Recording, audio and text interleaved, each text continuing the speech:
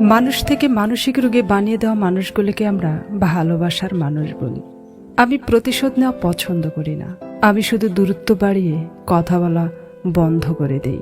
হুমায়ুন আহমেদ বলেছেন, প্রত্যেক ভালোবাসায় দুইজন সুখী হলেও তৃতীয় একজন অবশ্যই কষ্ট পাবে। এটাই হয়তো প্রকৃত নিয়ম। পৃথিবীর সবচেয়ে সুন্দর অনুভূতি হলো আপনি রবের কাছে কিছু চেয়েছেন, তা পেয়ে গেছেন। যেখান থেকে আপনাকে বিয়োগ করা হবে সেখানে আর নিজেকে যোগ করার চেষ্টা করবেন না, কারণ বিয়োগ স্থানে আপনি যোগ হলেও আপনার মূল্য সেখানে শূন্য। মানুষের পতন সেই সময় থেকে শুরু হয়ে যায় যখন নিজের আপন মানুষকে হারানোর জন্য পর মানুষের পরামর্শ নেয়। মাঝে মাঝে কঠিন পরিস্থিতির সম্মুখীন হওয়া ভালো। বিশ্বাসঘাতক ও স্বার্থপর মানুষগুলো চেনা যায়।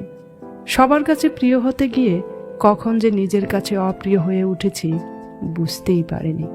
বুদ্ধিমান লোক নিজে নত হয়ে বড় হয়, আর নির্বোধ ব্যক্তি নিজেকে বড় বলে অপদস্থ হয়।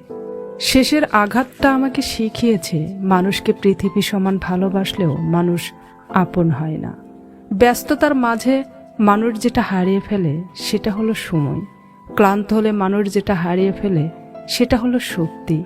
আর স্বার্থ পূরণের জন্য মানুষ যেটা হারিয়ে ফেলে সেটা হলো মনুষ্যত্ব।